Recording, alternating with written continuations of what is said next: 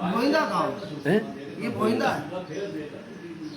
हम भोइंदा गाँव। नर्मदा परिक्रमा के आज 7वें दिन यहाँ से निकले हैं। भोइंदा ग्राम चीचली के आगे पड़ता है। हनुमान जी का बहुत प्राचीन मंदिर है। आप देख रहे हैं ये हनुमान जी का बहुत प्राचीन मंदिर। हमारी एक यहाँ पे बहुत ही युवा और दिव्य बाबा जी से मुलाकात हुई। निश्चित ही उनकी बहुत कठिन तप कर रहे हैं। केवल एक जोड़ी कपड़े पहनते हैं और वही कपड़े वो 3 साल से लगातार पहन रहे हैं और एक जोड़ी चप्पल। उसके अलावा उनकी कोई दुनिया नहीं है। मंदिर में ही जीवन बिताते हैं। मैं पूछना चाहता हूँ बाबा जी से, हमें आपसे मिलके बड़ा उत्साह हुआ। हमें लगा कि परिक्रमा के दौरान ऐसे लोग मिलते हैं, तो इसका कारण क्या है? आप इस रूप में कैसे हैं? और आप हमें कुछ ज्ञान, ताकि हम आगे की यात्रा में वो हमारे काम आ सके।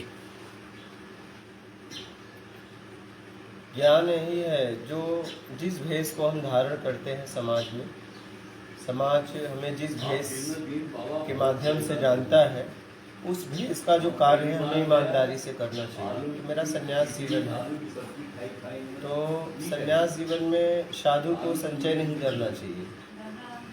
अगर साधु संचय किया तो उसका पतन हो जाएगा, गिरहस्थ संचय नहीं किया तो उसका पतन हो जाएगा। इसलिए संचय साधु को नहीं करना चाहिए। तो मैं एक कपड़े में रहना, उसी में नहाना, उसी में धोना। 2019 से मैं कपड़ा पहना, और कितना भी कपड़ा रखोगे पहनोगे तो एक ही में मेरा चल जाता है। गुरुदेव, मेरा एक प्रश्न है। हमारे गुरुदेव जो हैं, हमारे गुरुदेव आज 500 दिन हो गए, उनको केवल वो नर्मदा जल पीकर जो है यात्रा कर रहे हैं, नर्मदा परिक्रमा, माँ नर्मदा के लिए वो निरंतर संघर्ष कर रहे हैं। तो मेरा मानना है कि यदि आप जैसे एक ऐसे युवा संत जो है, जो कि चूंकि वो भी फकीर वेश में है, वो भी फकीर है, पक्कड़ है हमारे गुरुदेव, तो मेरा निवेदन था कि यदि आपका साथ उनका साथ बन जाए तो ये जो ना नर्मदा के लिए वो लड़ाई कर रहे हैं, लड़ाई थोड़ा और बड़ा रूप ले सकती है। क्योंकि आपका जो समर्पण माँ के प्रति है, संन्यास जीवन है, उनका और थोड़ा मनोबल बढ़ जाएगा। वो निरंतर अभी चौथी परिक्रमा में निकले हैं वो। देखिए, लड़ाई जो है नर्मदा के लिए नहीं करना है। नर्मदा स्वयं आदिशक्ति जगत जननी है, ये तपोभूमि है। लड़ाई ये करना है कि मुझे राग द्वेष से मुक्त होना है, सम भाव में आना है, मोह आसक्ति से मुक्त होना है, छल कपट चोरी बेईमानी चापलूसी मक्कारी धूर्ता पखंड से मुक्त होना है। इसलिए जो है ये नर्मदा परिक्रमा किया जाता है। परिक्रमा का मतलब जहाँ से चले थे वहीं पहुँचना है। कुछ होके चले थे, कुछ नहीं में अगर पहुँच गए, पहुँचते पहुँचते कुछ नहीं की स्थिति हो गई, तब आपके परिक्रमा का मतलब है। नहीं तो परिक्रमा का कोई मतलब नहीं, बस घूमते रहिए। तो लड़ाई जो है स्वयं के लिए करनी है कि मैं कैसे निर्विकार हो जाऊं, राग द्वेष समभाव में आ जाऊं, मोह आसक्ति इच्छा अपेक्षा से मुक्त होके, मेरा कर्ता के भाव से मुक्त होके अपने मैं में स्थिर हो जाऊं। परिक्रमा स्वयं के लिए किया जाता है, ना कि मेरा कर्ता से मुक्त होने के लिए, मैं में स्थिर होने के लिए।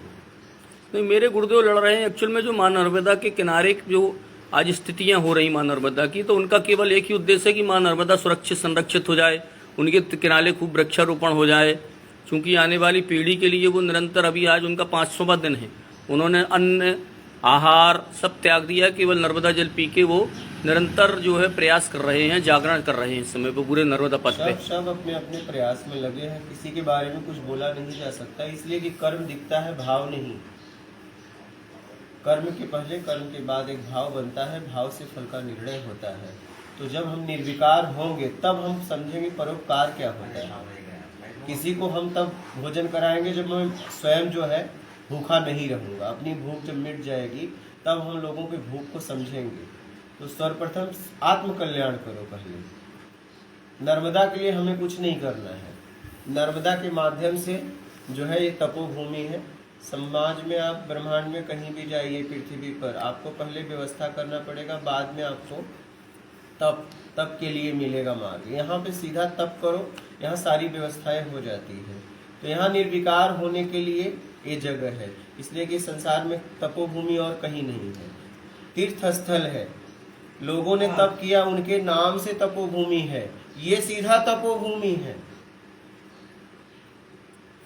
अपना कल्याण करना है, आत्म कल्याण। अपना भी हो भी आत्म कल्याण, भौतिक कल्याण नहीं, आत्म कल्याण। और अगर कोई काम हम यहाँ कर रहे हैं तो हमारे कार्य का कोई मतलब नहीं है। आप समझ पा रहे हैं मेरी बात? बहुत ये अच्छे आत्म से। कल्याण का जगह है।